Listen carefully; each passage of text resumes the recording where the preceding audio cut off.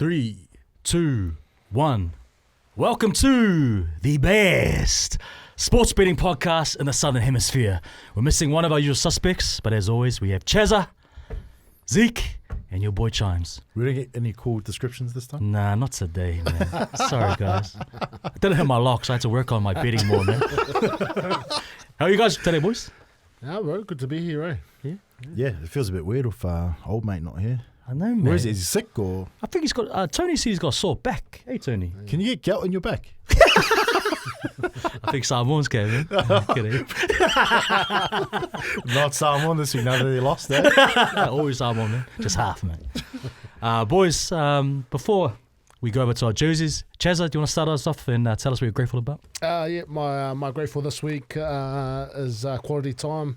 Got to take out my son on a fishing trip down in Tauranga, and the little fella did really well. So got to spend some time with him and some of my brothers. So it was awesome. Oh, shot, Chezza. Nice, brother. What I'm grateful this week is a guy named Khan Hart.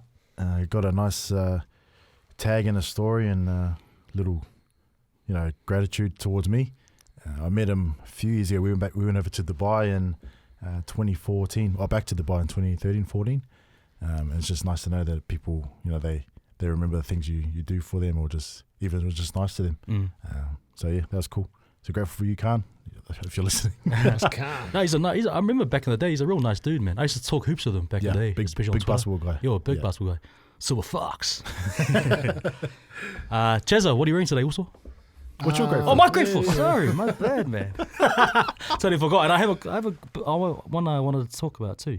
I'm really grateful for my mate Almua, Crystal. She's also my agent, But thanks for looking out for me, Crystal, and just granting me some opportunities.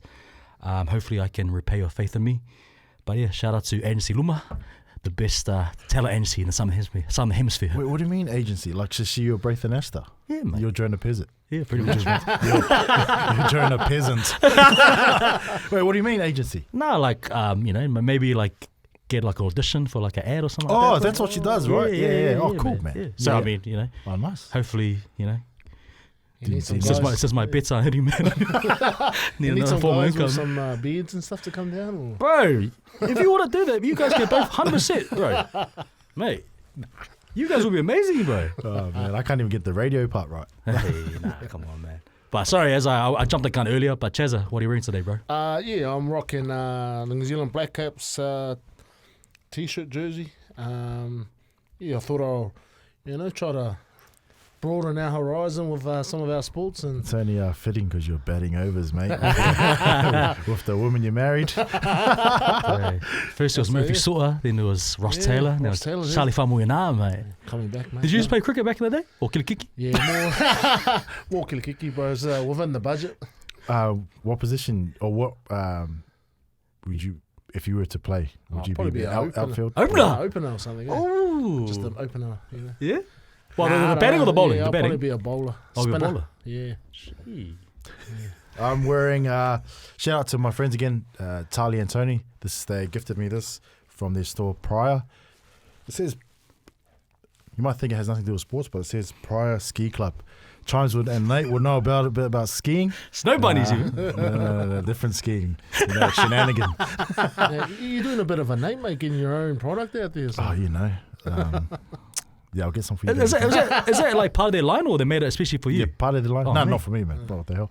No, not that special, bro. That's awesome. So yeah, go check out their store. Where is it? 51 Pitt Street in the city. Brown Pit, baby. Just don't get lost and end up at Calendar Girls. Go next door to Lebanese Grocer. That's where they're next to. Next to Lebanese Grocer. Yeah. Me. This week, I'm rocking the Ponsonby Ponies rugby jersey. Hey. Boo, this man. Club. Man, I don't know how many championships they won, man. But shout out to also Lecky. Lexi, I think he's still playing for them. And this is his jersey. So, yeah, shout out Lex, NS. You look like Danny Tusitala. Fuck. Bro, that guy looks mean, though. He looks like Odell Beckham Jr., man. Don't tell him that, bro. Why? Is that actually? Don't tell him that. That's who he thinks he is. Yeah, well, he looks like him, bro. Anyway. Subscribers have checked out. Hey boys, let's recap our betting. Lucky I'm not going straight up, but Chezza, lead us off, fools. Yeah, had a good week last week. I had Japan to stay within 39.5 points against Ireland, and they finished losing by 31. So my lock hit. Yeah. Nice. How are you? I had in the UFC Joseph Morales to win inside the distance, either KO or sub. But then the lines kind of moved, so I had to change it. So I just did Joseph Morales to win in round 1 or 2, and he won by submission in round 1. So Was that paying? it was about $2.10. Oh, I nice. think it was changing between $2.10 and $1.90. Yep. So a bit of our followers cashed up on that one. Yeah, nice. So yeah, shot boys, you guys hit your locks. Unfortunately, Nate and I, we didn't. Nate, he had Keanu Kini, anytime try scorer, in the Kiwi Samoa game. He had a mean game, but just didn't cross the line. I think everyone had a Kenny in Oh, their really? multis, eh? Oh, to score? Yeah. Because he was paying like pretty, was it $3 $4? was pretty good. Yeah. And over to the worst lock of the week was my one. I had Michael Penix Jr., the quarterback for the Atlanta Falcons. Longest rush over 5.5 yards. Might be one of the worst locks I've given, especially how I was rambling on about it last week. Michael Penix only had one rush and it was -1 yards. Oh. Is that worse than your Tottenham one you gave at $1.72? Nah, that's top 3. Yeah. But yeah, Michael Penix, take your durag off. You don't deserve to wear it anymore, man. No multis to recap, but over to the biggest sports stories, starting with the Pacific Championship final. Samoa versus Kiwis. Kiwis coming back to beat Samoa 36-14 in an excellent final to give Kieran Foran a dream send-off in his last game in the black jersey. Thoughts on the game, Zeke? Overall, pretty good, man. The crowd, the atmosphere, day was beautiful. Samoa started off well, and yeah, what happened, man? I don't know. Was it the momentum? They got killed with those disallowed tries. I don't know where they went wrong, but yeah, the Kiwis pack was just strong, man. It was kind of like an olden day, like now everyone's pretty professional. You're not going to get any holes in games, but it looked like the olden days. Like the island teams would fall off late. They would get tired, and then the Kiwis experience and just their IQ would just take over. What are your thoughts on that, Chaz? Yeah, probably that. Just, I think, awesome start. Unlucky to have a couple of those tries go away from them. But, bro, just the discipline and then some of that silly stuff, just not being able to stay in the moment and then trying to, I don't know, it's probably just, the pressure to try and make something happen where you just got to grind it out and then play those percentage plays, and then eventually when you get into good positions, then you can start doing stuff like that. But I think, they probably chanced their arm too early in the sets and stuff, and then it just went back-to-back sets and it hurt them. Yeah, I think Ashley Klein was pretty bad, but you can't blame Ashley Klein, man. Samoa had almost double the errors, double the penalties conceded.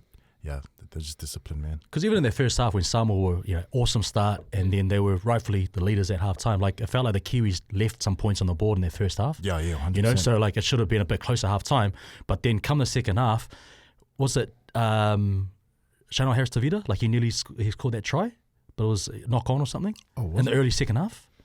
I can't remember that. What was it? And that would have put Samoa ahead by 3 tries. Oh yeah. So like that, that was sort of a sliding doors moment in the game where like if that is a try, Samoa's up by 3 scores, and I don't know if New Zealand would have then had, like you said, Chazza, that so much possession. It felt like they were just having set after set, and Samoa was doing well early to repel them, but then when you get 6-7 opportunities in a row, it's just it felt like it was 90% possession to the Kiwis, man. Gonna be not a hater, but I think Samoa's campaign, like they made everyone happy. They did well. They won a game against Tonga. I think it was a little bit overrated.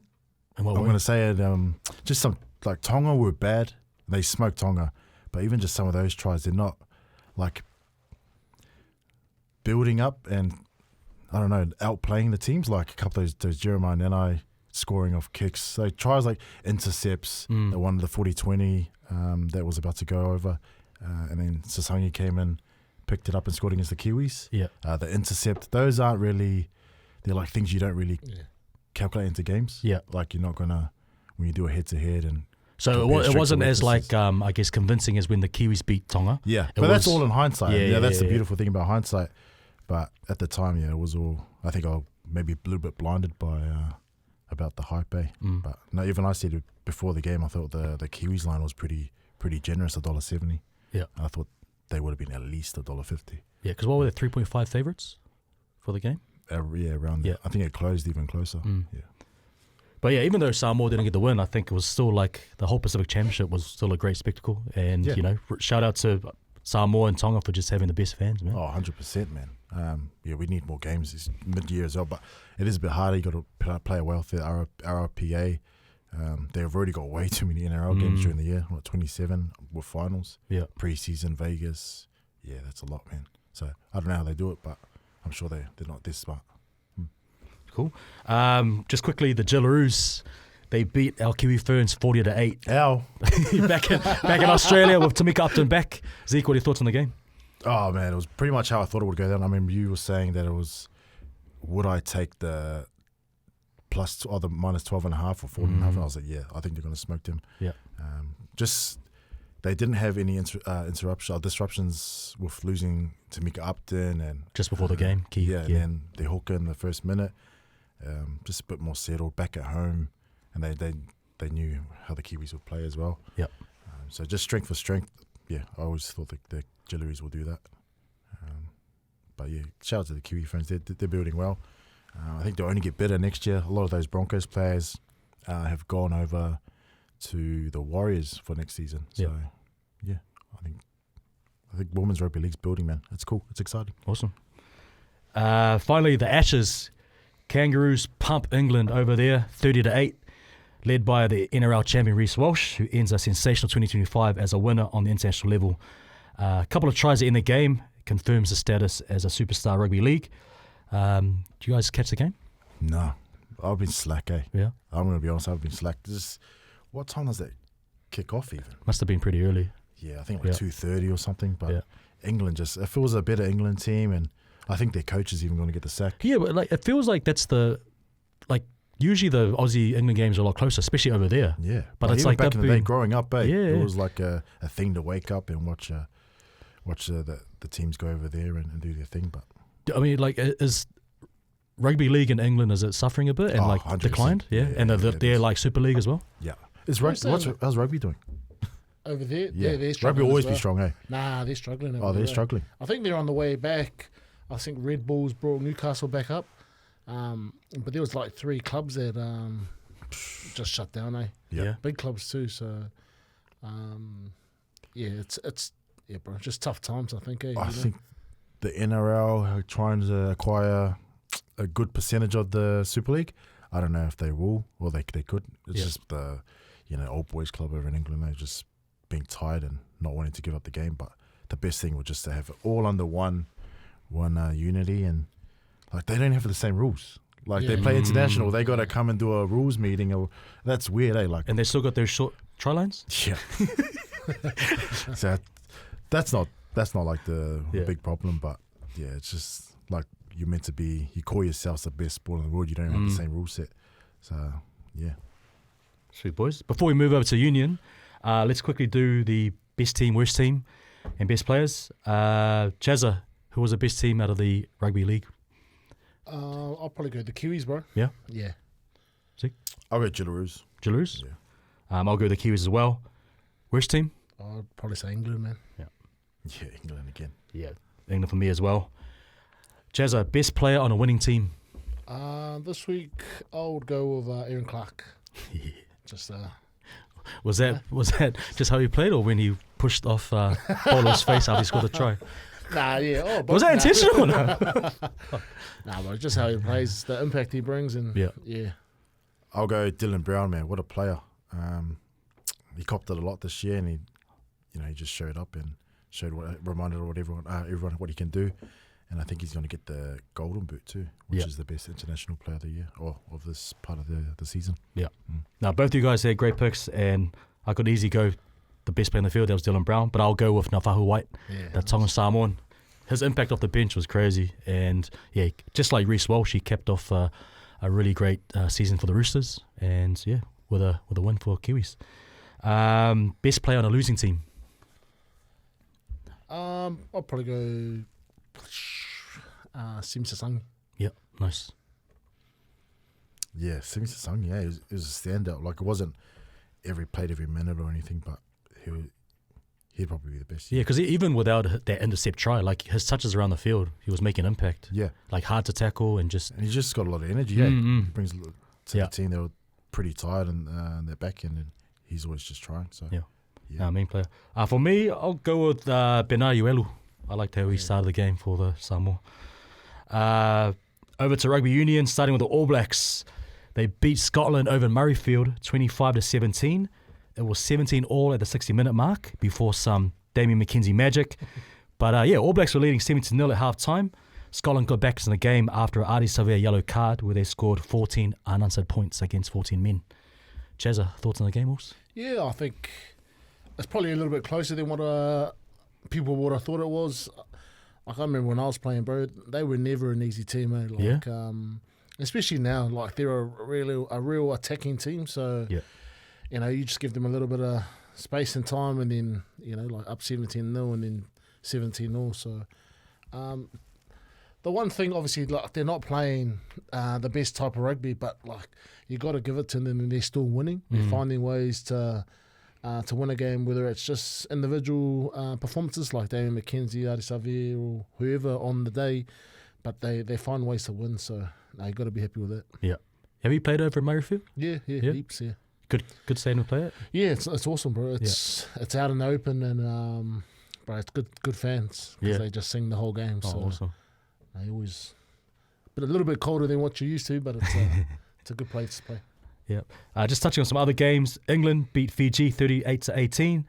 South Africa too good for France 32-17. But were France leading by 3 at some point? Yeah, I think early on. Early on, okay. I think they made a few changes, and I think that's just why South Africa's so good. Like their benches, they could be starting for other international teams. But they just got so much depth at the moment. So, and a big upset, Italy getting over Australia 26-19. Yeah, I don't know, bro. That's probably disappointing. Like they lost last week to England 25-7. 25-7, and they lose 26-19 after such an awesome championship, and they've just, I don't know, like. What do you reckon that comes down to? Or what are some factors going into that? They're in the process of changing the coaches now. So Joe Smith is coming out, Mike Cron's coming out, and they're giving it to Les Kiss or something, the Queensland guy. Yeah. And he's taking him through, I think, with Joe Smith to the World Cup, but some guys are coming out and some guys are coming in. That's weird. There's too many Chiefs in the. I don't know, bro. Like from these two games, it doesn't look like it's working. Yeah. That's a big distraction, eh? Yeah. It is, mate. Because what voice you listen to, the guy coach on the way out, that's you'll be winning with. Because like you said, they had a really promising rugby championship, and then off the back of that, they're being just two hidings in Europe. Yeah, bro. I don't know, bro. It's disappointing from what like how they've been playing with Joseph and Swally and the boys, but. Yeah, I don't know. Hopefully they turn around these next 2-3 games. Yeah. Overall, with international rugby, what do you think? I mean, is it just everyone trying to catch South Africa? Yeah. Yeah? Yeah, I think so. I think All Blacks are probably the closest, them in England. But after that, it's... Because it's all about consistency. Yeah? You got to be able to win week in, week out. And it's not just you beat England and then you lose to Italy. You got to be beating these teams, like the big teams... back to back, not just the one-off. So South Africa, that's what they're doing. They're beating everyone. All Blacks are there or thereabouts, them in England, and then everyone else, I think, are all chasing. Yeah.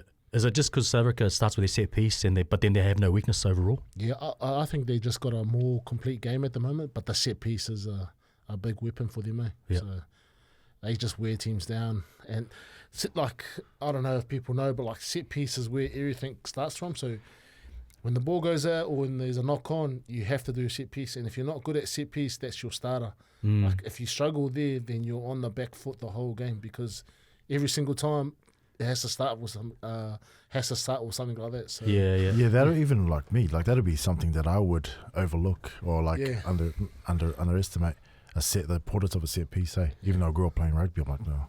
It's just something we do while the backs. Bro, because we're backs, bro. We don't care about that stuff, man. What?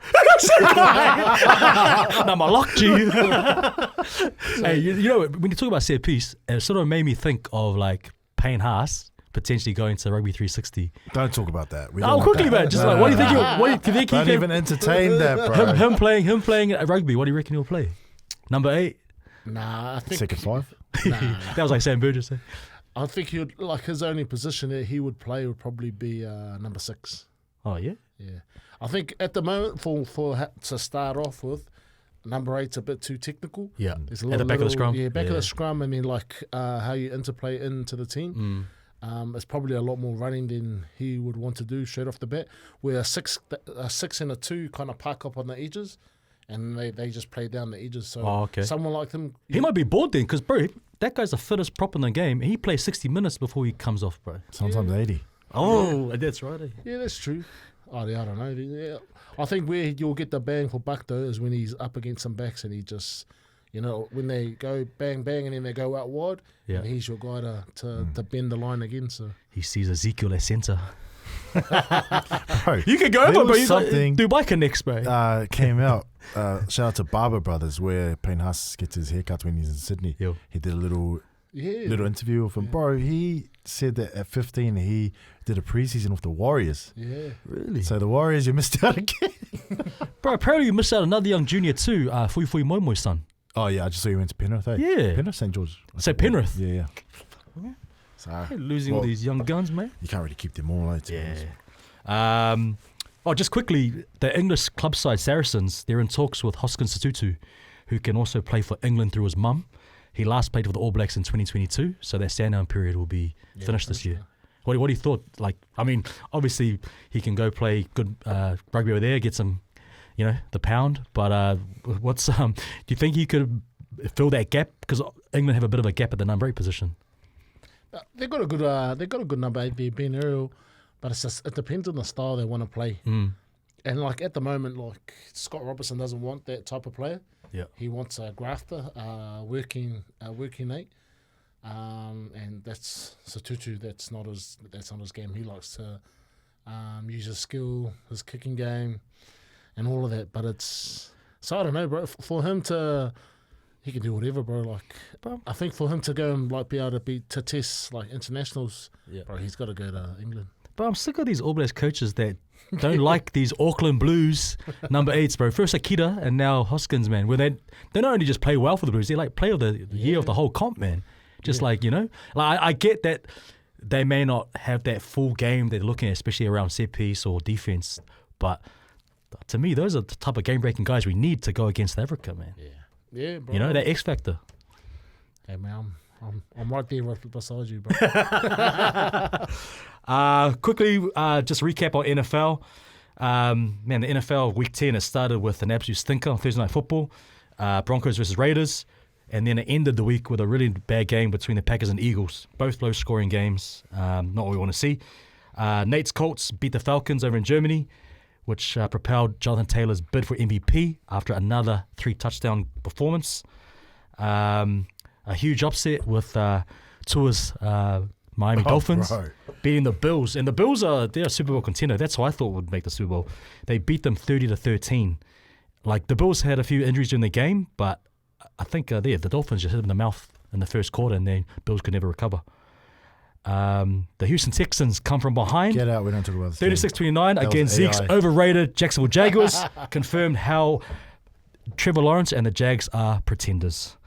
And the New England Patriots, they're for real, beating Tampa on the road. Drake May, their quarterback, is currently the betting favorite for NFL MVP. And it's only his second year in the league. Are you going to talk about your 49ers? Yeah, they got pumped by the Rams. Hey, the Rams should be in the NFC Championship game. It's going to be them, Seahawks, maybe the Eagles. Quickly, NBA. Do you guys see that the GM for the Dallas Mavericks got fired, Nico Harrison? Oh, He's the one that did the Luka Doncic trade with the Lakers. what they give any reasoning why? I think he was always going to be the fall guy because even though he made the trade, right? I think one of the main reasons why he did is because his bosses, the owners, they said that they want to pay an out-of-shape Luka Doncic $350 million. I think so. Like obviously there's speculation stuff, but it's like I think Nico Harrison was an easy fall guy. But if not, then you just you don't trade away a guy like Luka Doncic, man. That's a generational player, man. And then it's like what the Lakers, they're off to their best start of like for years, eh? So And the Lakers are doing really well. Obviously, Luka is leading the way. Austin Reeves is looking like an awesome player. And it's like when LeBron James comes back, I don't know where he fits in. Like, he can obviously play with anyone, but they don't need another creator. Because LeBron James is not someone that can just play off ball or come off the bench, right? He's the best or second best player of all time. But they could, I don't think they will trade him because he's got a no trade clause. But it's going to be weird where like he goes back in and then he takes, some of the ball off both Luka and Austin. And how does that affect the whole dynamic of the team? And it's crazy. Think about that when he's one of the best players ever, right? But, Chazza, your Thunder, they finally lost the game to the Trailblazers, but still pace the NBA with 10 wins and 1 loss. The Spurs right behind them at 8 wins and 2 losses. Wembanyama is the current NBA favorite for MVP.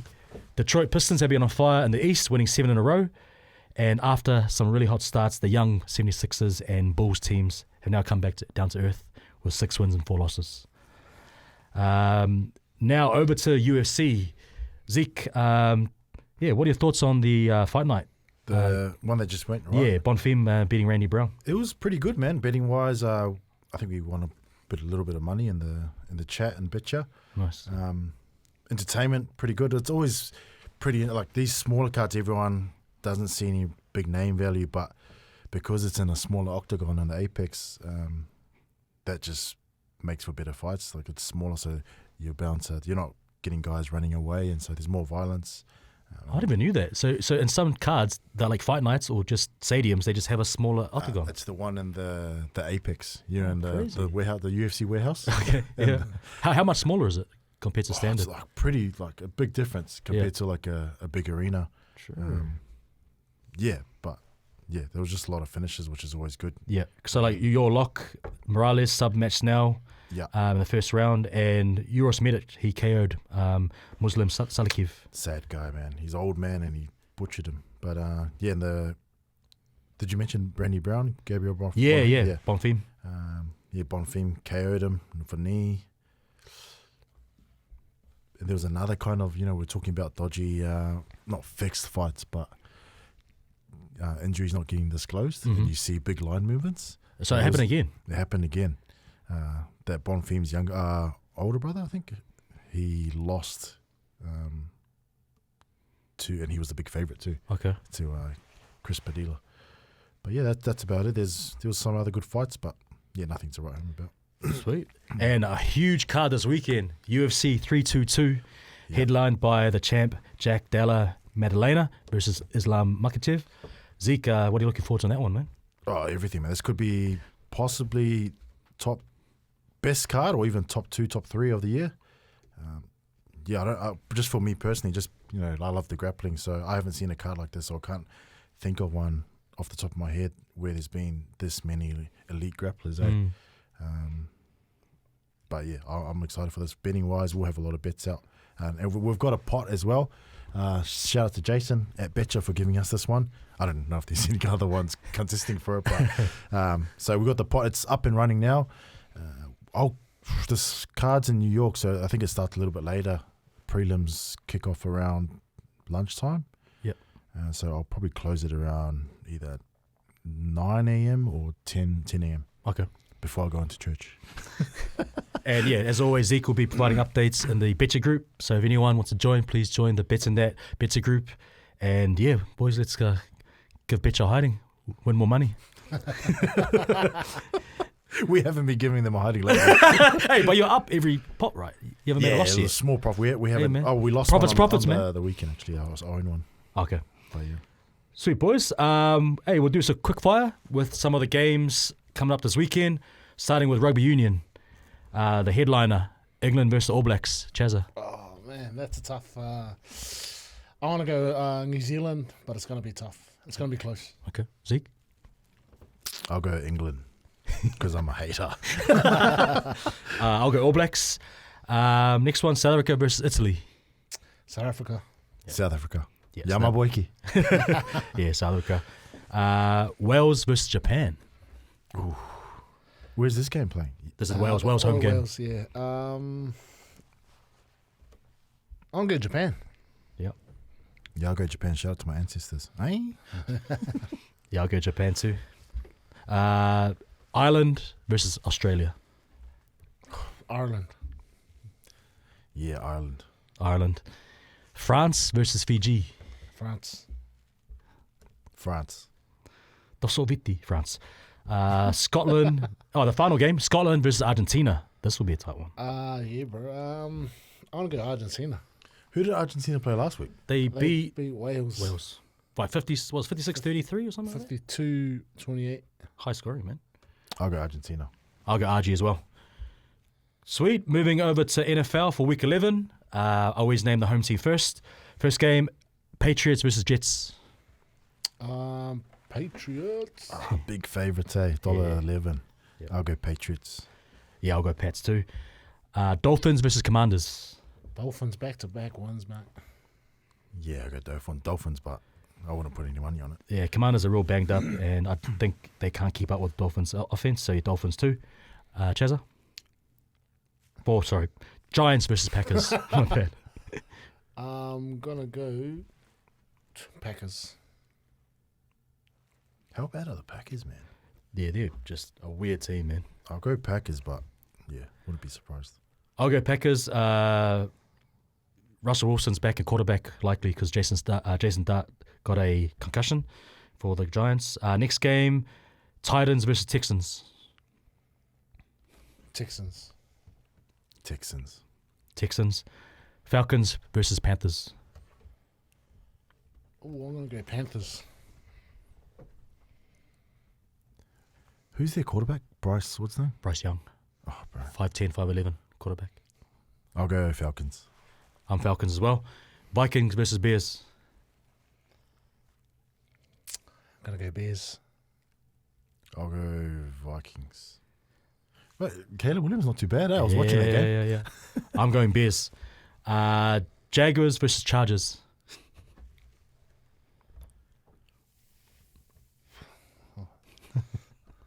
Choose wisely. Chargers. Oh, things out for the season, eh? Travis Hunter. Yeah. He missed last game too. Mm. That's why they traded for Jacoby Myers. I'll go Chargers. Chargers. Oh, big game. Bills versus Bucks. Bills. I want to go the Bucks. Steelers versus Bengals. Steelers.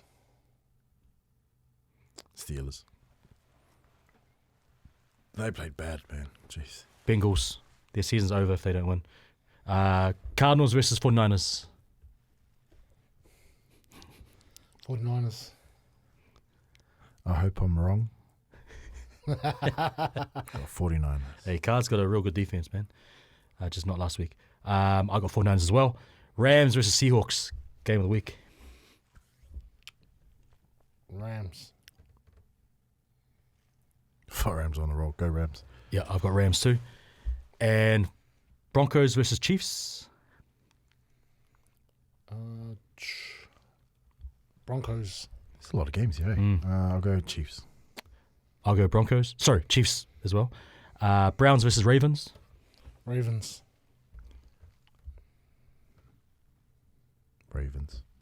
Unfortunately. Ravens for me. Eagles versus Lions. Eagles. Lions. And final game, Raiders versus Cowboys. Raiders. Cowboys. I'll go Cowboys. Sweet. First time we're going to do this, but we'll also do a quick fire for the UFC card. 322 coming up this weekend. So we'll start with the prelim fights. First one on the card is Bushev versus Camilo. Your Cheza? Me? Yeah. Camila. Camila's a favourite, but I'm gonna go Borshev. Bushev Russian? Yeah. Yeah, I'll go Bushev. Why is that, you reckon? He's not really like a grappler, like what you expect from Yeah. a Russian. He's he can stand. But with he's from anyone. Dagestan or no? No. He's not from Dagestan. But he's just he's a little bit washed in me. But his style, I like him as an underdog. Hmm. Yeah. Cool. Next one is Sisakayev versus Mekoniko. Sisakayev. Susu chimes. Spocky.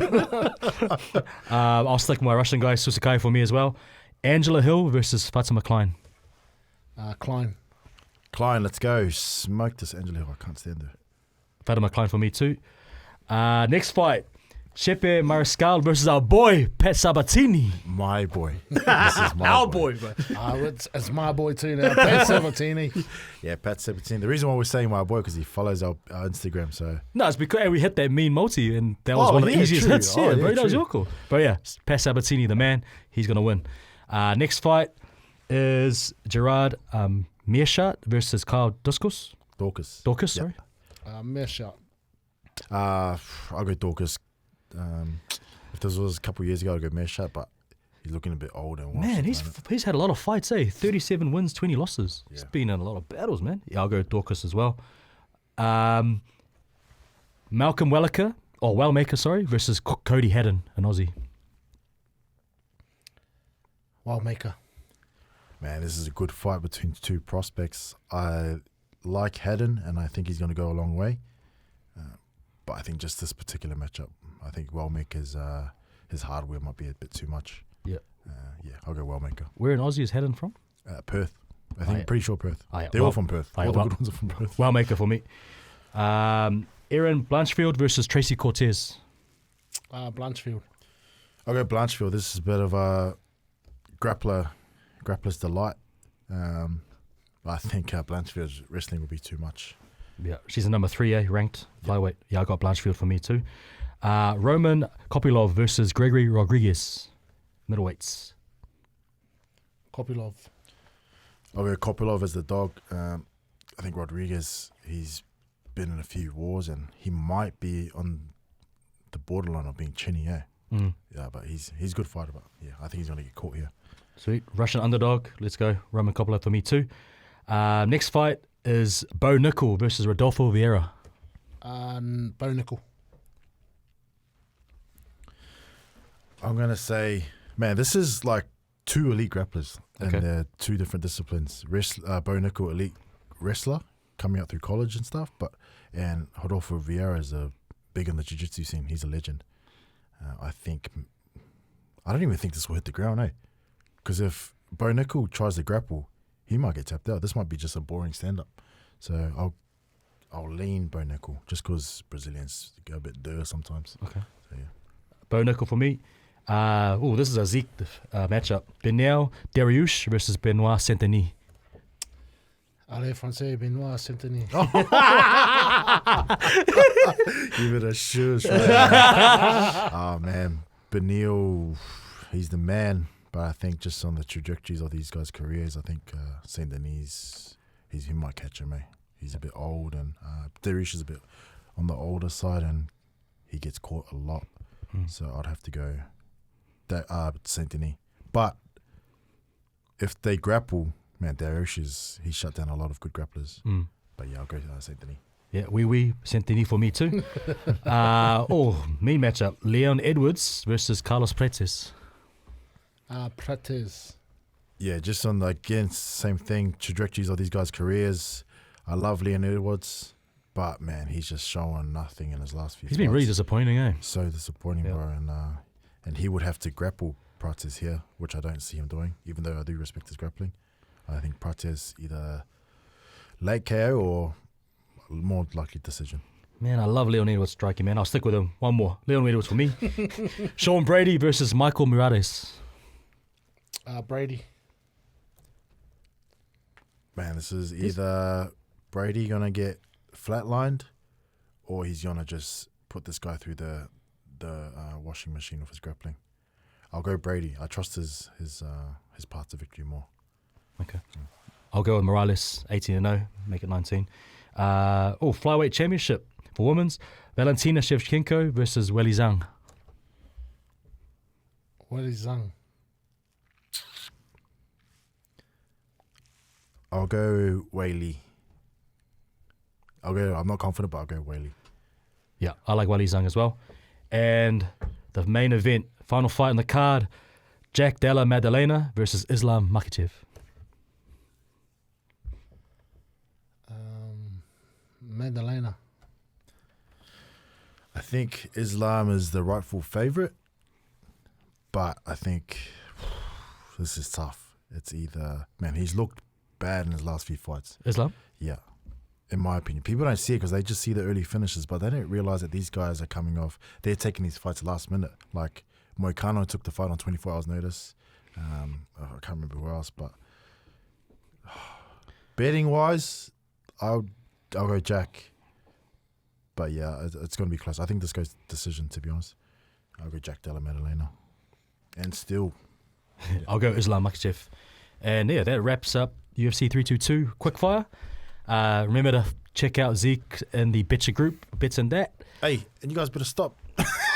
Hey? Where have you been? Yeah, I'll be quiet. Sorry, man. Yeah, they miss you. They think you're still on your bender. Oh, but sorry, yeah, boys. man, these guys there's some random guys. There's some funny dudes on there. They're not even funny. So and you know me, I bite. When I see someone giving me hate, bro, your mum's gonna hear about it. But yeah, just over the weekend, the whole Tonga, Samoa, Kiwis, Māoris, get off our land. Yeah. No, not me. These guys just randomly come in, and of course they don't have their real names on theirs. But just keep it to betting, man. I don't want to get Jason tapping me on the shoulder. I'll jump back in, but are you going to kick me out again or no? Is that why you're not talking? No, I was just, Okay. thought I'd get kicked out. Man. No. Jokes are all good. We'll just keep it to betting, guys. Nah, keep up the banter, boys.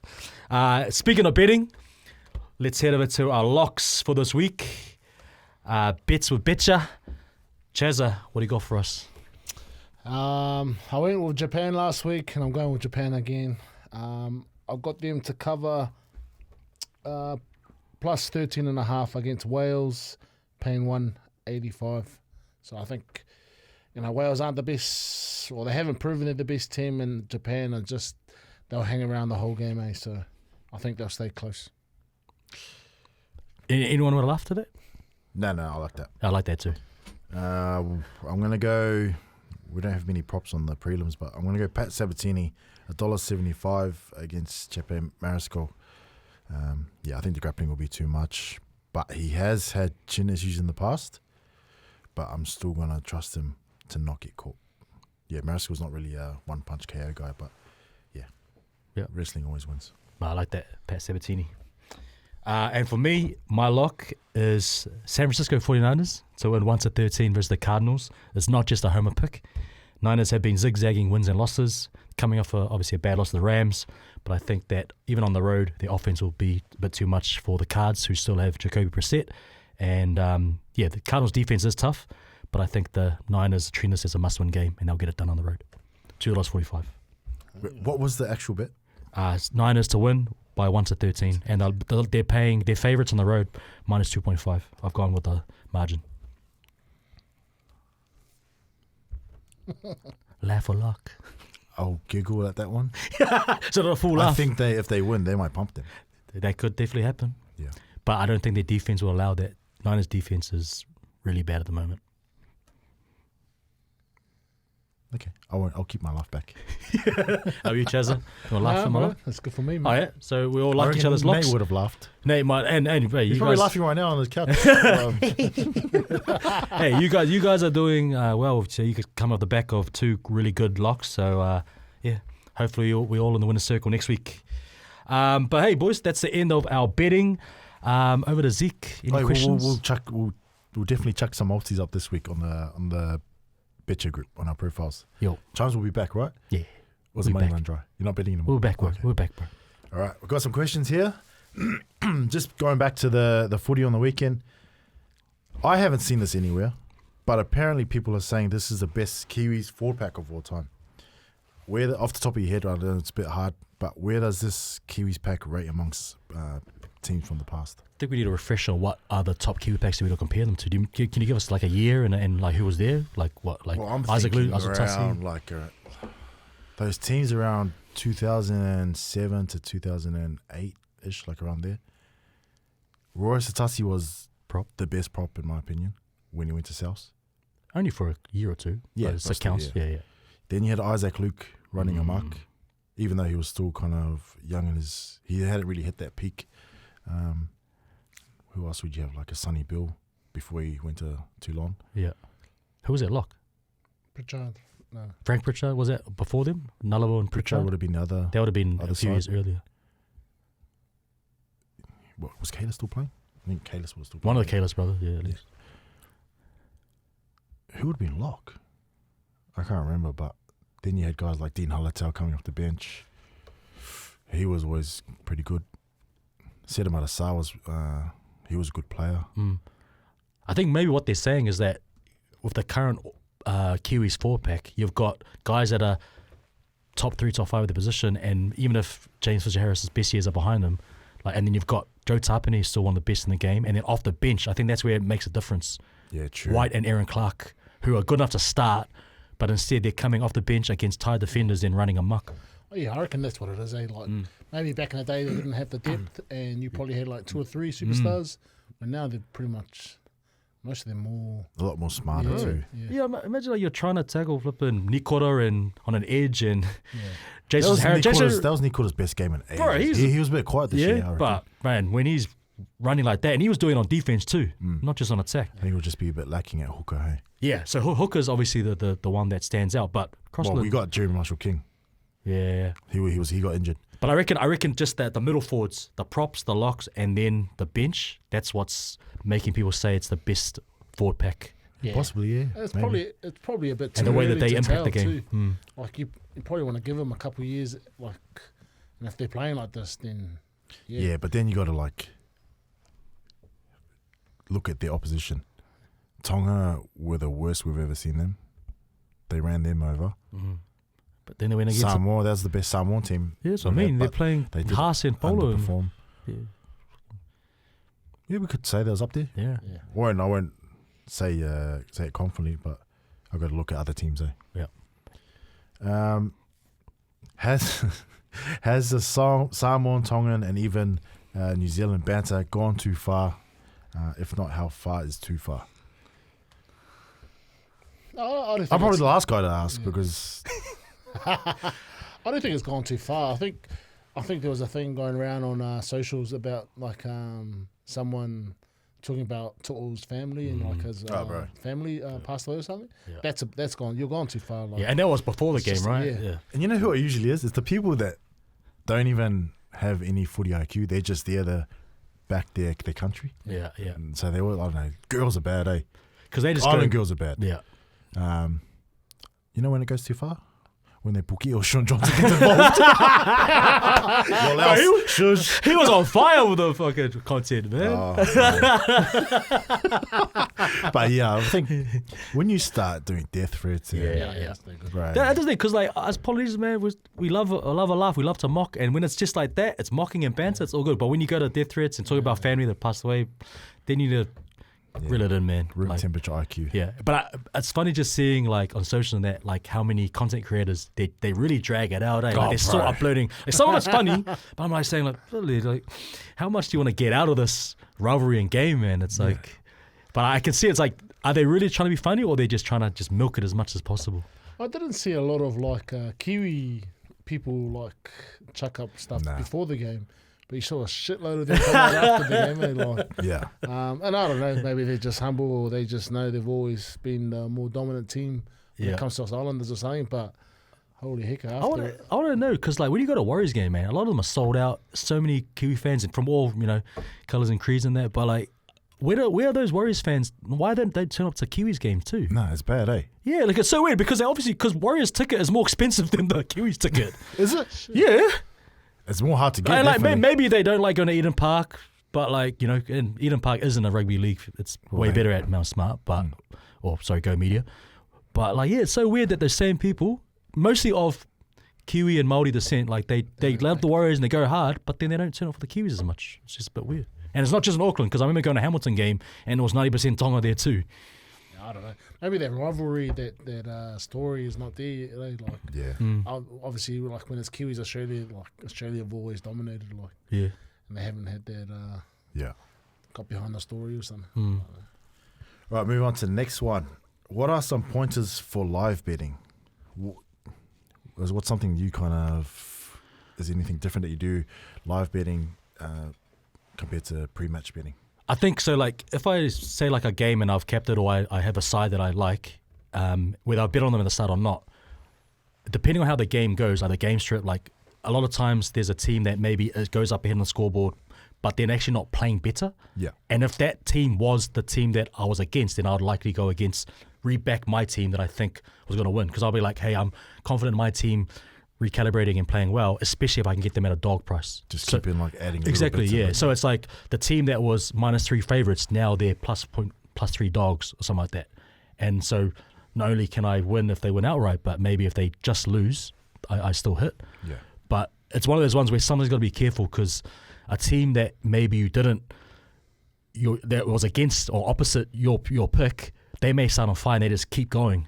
And then I might be stuck on my way saying, oh, no, you know what I mean? So you got to be careful just to like really go based on the number and not based on, oh, these guys are going to start playing mean because I know they're mean. It's like, well, actually that game, they're just going to keep playing bad, and you're forgetting that they've played 4 games in 6 days and they're a bit fatigued, and there's other things that, you know, some teams, they turn up on paper, but doesn't mean they turn up in the arena. Yeah, it's important to know how to not only read a game, but to read momentum. And kind of just, because live lines change like that, so man. fast. So you got to be able to make quick decisions, but not on emotion. Yeah.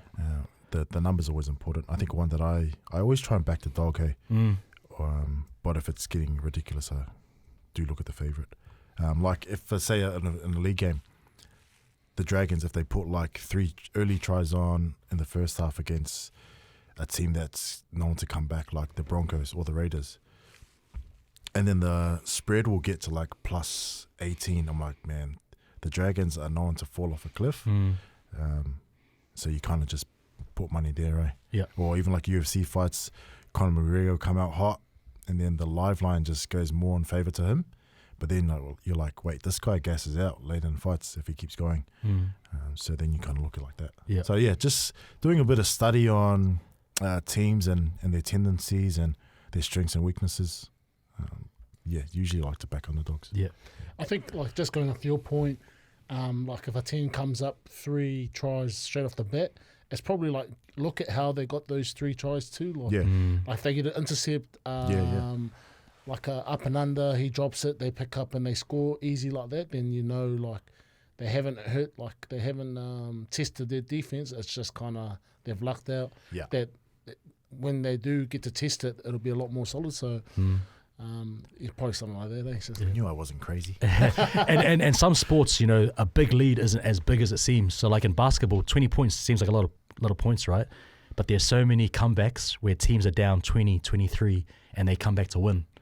You know, so I know there's some people out there that's like a little sprinkle on a team that's losing by 20 something points, especially if that team is at home or they are the better team, you know, overall. So another thing is in NRL, if a team is getting a lot of penalties go their way in the first half, I know for a fact the referees are trying to even it out in the second half. Yeah. So the other team will, you're like, oh, they might get on a bit of a roll here and come back. And that's a good point, because like the same way we think, oh, that rugby league team is going to get a spray from their coach about missing tackles or being bad discipline, right? The halftime, the refs are also talking to each other, right, about what calls they're getting wrong and getting better. So like, oh, we got to speed up the play, or we got to, you know, enforce that rule better. Yeah. So so coaches are making adjustments and teams will change the way they play and hopefully better. But then the refs are going to change as well. So there's a lot to go to live betting. It's just like anything, like you just practice and but yeah, don't bet. No, joking.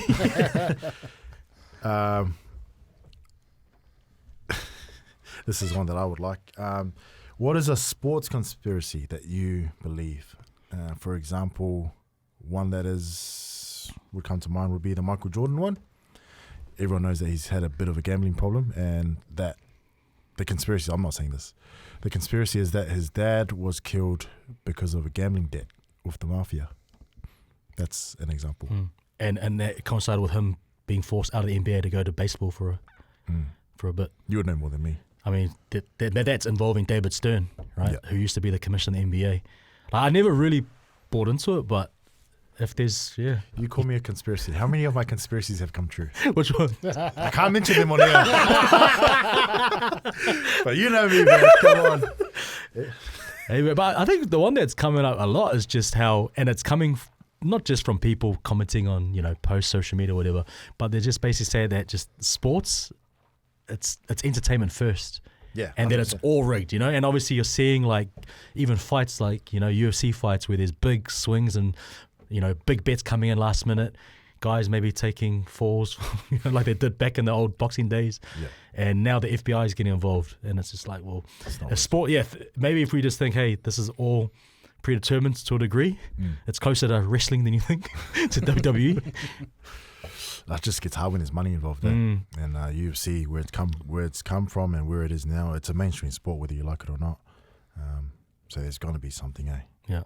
You get a tap on the shoulder from the old Italian guys and how do you say no? Yeah. What are some other sports conspiracy theories that are? I can't think right now. I've got to go home and get my black book out. But I believe that at least 90% of UFC fighters or MMA fighters are on the gear or on something. PEDs? Either it's, on PEDs, performance enhancing drugs. Either it's just not being discovered yet, or what were you saying? It's not like people just aren't familiar with it yet. It's not come up on the list because people think that they're like, how can they be on something? They haven't been tested positive yet. First of all, Asada. it costs so much money, like $20,000 to go to send the USADA or whoever the guys are to a country to test all these guys, knock on their doors. I think if you're not on drugs, if you're not on performance enhancing drugs, you're either poor or dumb. Yeah. Because it helps with recovery and you just see it in guys' physiques when you see. What was that Brazilian guy that got front kicked by Silva and he was like real ripped? Remember the Brazilian? Vitor. Yeah, like Vitor. He was on roids, man. He was testosterone. And then the guy that Brock Lesnar from WWE, especially when he beat Mark Hunt. Yeah. And then you've got the Cuban superhuman Yoel Romero, who was fighting UFC past his prime. Like he was in his 40s, right? Late 40s. Yeah, in his 40s. Yeah, and he looked like someone drew him, eh? With a cartoon character. But yeah, I don't know. It's like a lot of these Russian guys, they're on it. Like you just look at the Olympic team. Yeah. They got banned because they were all like it was just that bad. But I think also because of how UFC's relationship with the Asada or whatever, and how there was so much controversy around that. Like didn't they like get rid of Asada and replace him with a different body to do They the just testing? got rid of them. It wasn't even. It's pretty much still the same thing. Okay. They just don't have. Like they've given it to someone else now, so it's just not a big company like USADA. Yeah. So it's a company with less resource. No. I was just like, I think USADA were just being a bit dicks and just flexing their muscles too much. Okay. Yeah. But I think we've asked you this a bit, but do you think, how widespread do you think performance enhancing drugs is in rugby? Oh, I reckon it's massive, eh? Yeah. Yeah. Not in New Zealand though, right? Nah, not. Chums, do you believe in Santa Claus? Look, I reckon like even if there's I just reckon like other countries are always going to be ahead of like New Zealand when it comes to that sort of stuff. And that's how they get away with it because you think, oh, we're Kiwis, we're humble. G. We will never put we only this eat in meat my pies, ass. bro.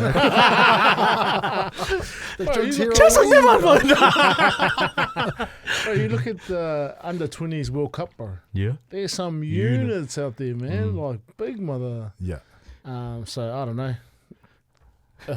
It's I've had conversations or rumors or stories come through that it's legit, that some people are doing it, so I told you Brady Retallick was on that.